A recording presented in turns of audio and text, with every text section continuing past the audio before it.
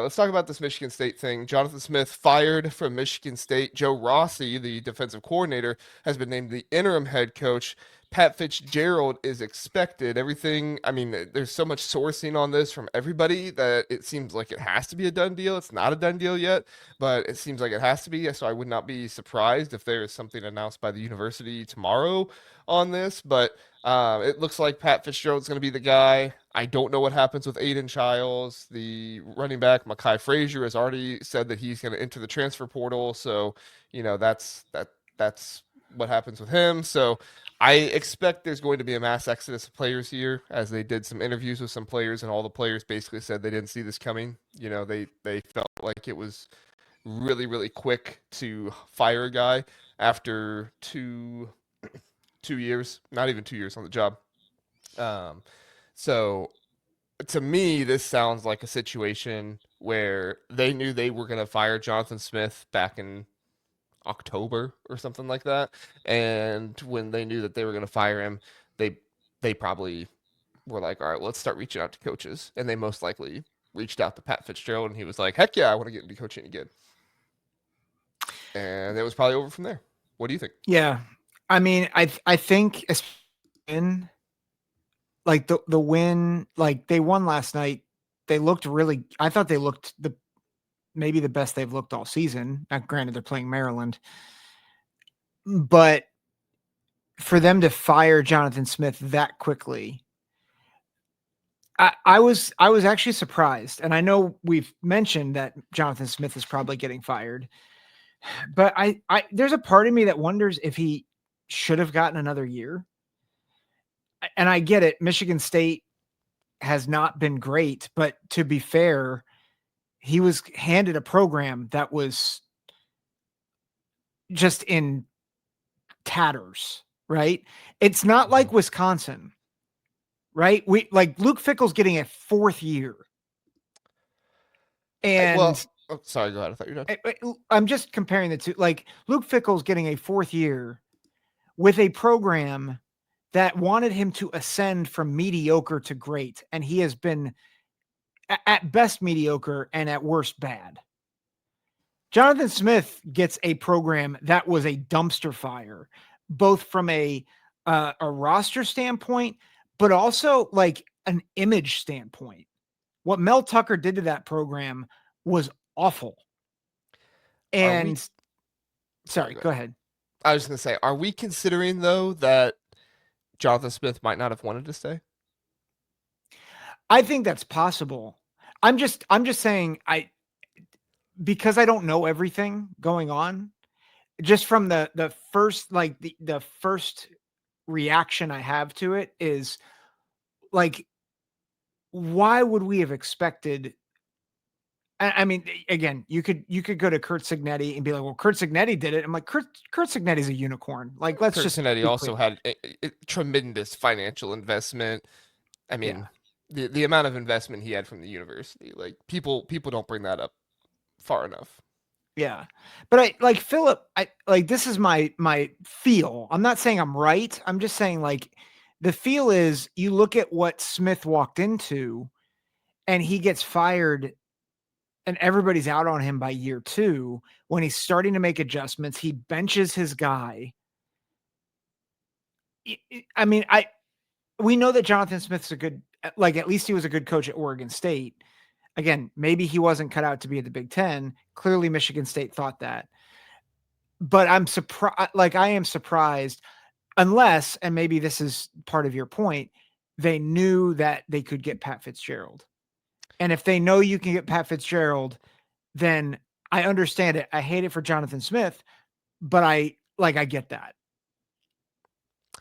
I think that both of those two things were going on. I think Jonathan Smith did not want to be at Michigan State anymore. His demeanor, himself in press conferences, did not indicate that he wanted to be the head coach of Michigan State anymore. I watch every single press conference of every single head coach every week, and Jonathan Smith was by far the head. Now he's a pretty stoic guy anyway, so I'm not trying to say that like his demeanor changed a whole bunch, but I went back and watched press conferences of him at Oregon State, he is not the same at Michigan State that he was at Oregon State. Now, Oregon State, his alma mater, stuff like that, all of that stuff needs to be considered. But I don't think he wanted to stay. Number one, because of the sanctions really frustrated him, and number two, he said he was not aware that the NCAA was investigating them when he was hired, and also his athletic director got fired that hired him.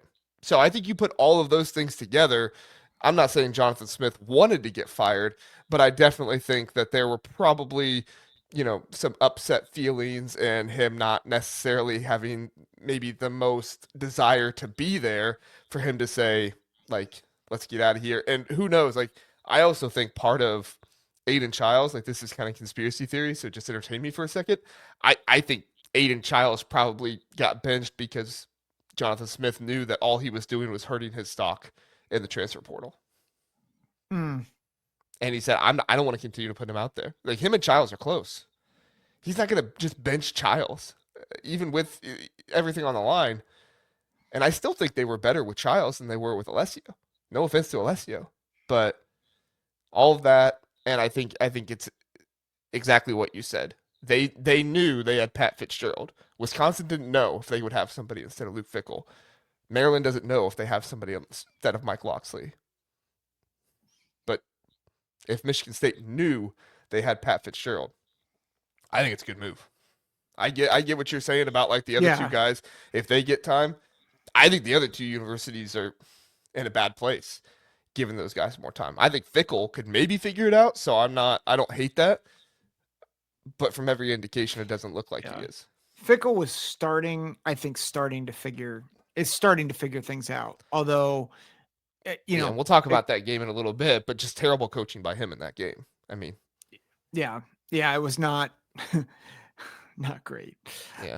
Um, Phillips but says Childs to Wisconsin in the portal. I mean, with the way Childs runs around and the luck that Wisconsin has, he might get hurt in the first 10 plays. I mean, obviously I'm not rooting for that, but like that would not be good. yeah, I will say, and this will be the last thing I say on Michigan State. Like we talk about culture and fit, and I think there is a degree. Like Jonathan Smith he's a West Coast guy. Pat Fitzgerald's a Big Ten guy. And if there's any, like, obviously he's a Northwestern alum, but I mean, he embodies that Midwest tough, like, develop. And I've heard a lot of people say, well, but Fitzgerald was like winless his last season at Northwestern. I'm like, dude, it's Northwestern. He got every ounce of talent he could out of Northwestern year in and year out. You don't think he can go out and get better talent at Michigan State and then develop it and toughen it up? Like, he's going to have way more resources at Michigan State than Northwestern.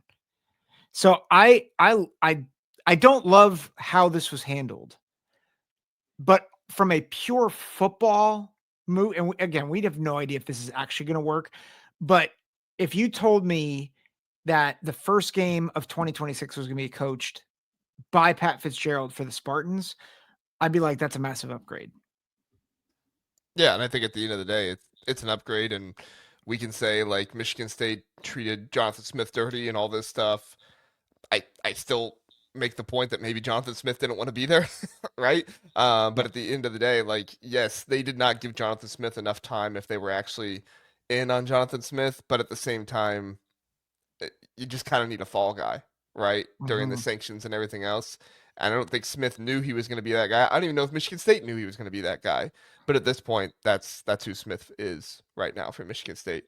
He's the guy that had to endure all this stuff, and obviously Fitzgerald's going to have to go through some of this stuff too. But Fitzgerald has proven that he can win without the talent of other places, and I think that's probably what they're banking on right now. Is he's Mhm. not going to be able to get the talent, number one, because of Michigan State, and number two, because of the sanctions and stuff like that he's going to have to deal with.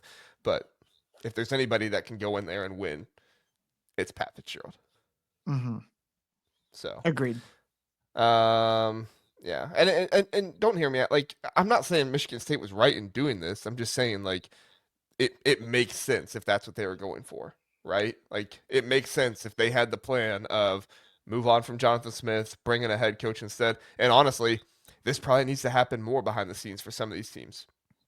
Like you need to be Mhm. doing some background work. How many times have we said, like, yeah, you can fire him if you have a guy in the background to go to, but if you don't have anybody to go to, not a good idea. And that's probably what Maryland and Wisconsin are going through right now. Now, Wisconsin apparently has a whole bunch of NIL money and stuff like that coming in. I think Seek put it in here that they have a donor apparently that is going to come in and put the Badgers in the top 3 of NIL in the Big Ten, which is great. But we'll have to see if it works because evidence of Luke Fickell in that Minnesota game wasn't even playing his best players, in my opinion. Mhm. So we'll Yeah. talk more about that game a little bit later. But anyway, all right. Let's move on to like and subscribe. Appreciate you all being here. If you could like and subscribe to the show, would really help us out. Trying to get to 5,000 subscribers by the end of the year. So if you can get us there, that'd be great. If you like, that helps other people see the show more as well. So please do that.